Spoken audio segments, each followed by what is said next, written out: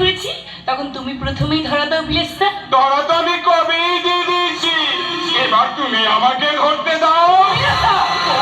খুব ভালো কালার কামিজটা, এবার তুমি বলো তুমি কি করবে?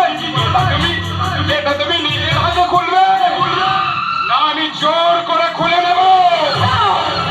স্বপন ধর, তুষার বাবু, এখানে রেফারি আম্পায়ার কিছু লাগবে না, বাইরে যান বাইরে। কেউ যেন ভিতরে না উঠতে পারে।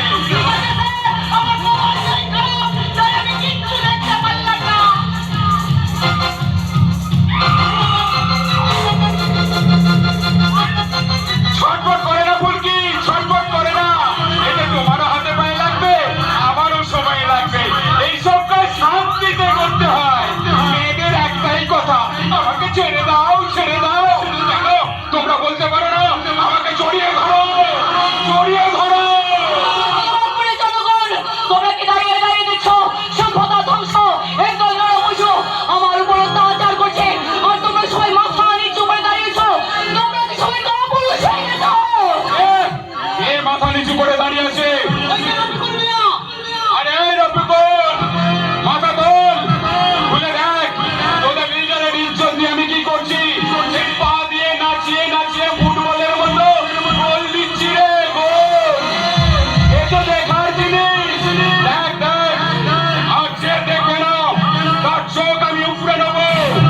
স্বপন, আর দেরি করিস না, ওকে শুয়ে দিয়ে তুই চলে যা, বাদ বাকি যা করার আমি করছি।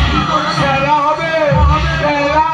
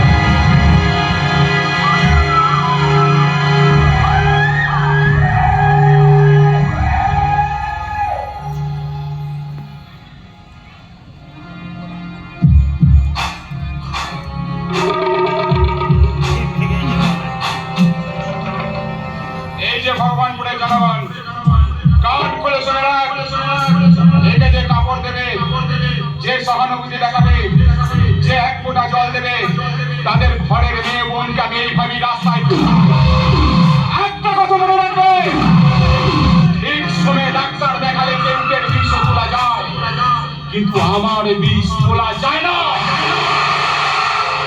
এ জন্মের ছোবলের দাগ আগামী জন্মেও থাকবে।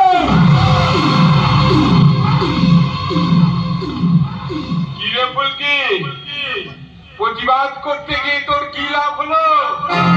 তুই ঘরের ভেতর চর মেরে আমায় অসম্মান করেছিলি, আর আমি হাত কলায় অগণিত মানুষের সামনে তোকে আমি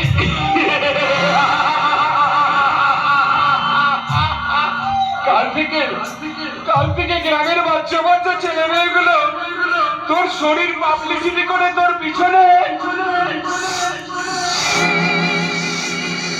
সিটি দেবে, আর তুই লজ্জায় ঘেন্নায় গ্রাম ছেড়ে চলে যাবি। তুই আমার ছোট বোন।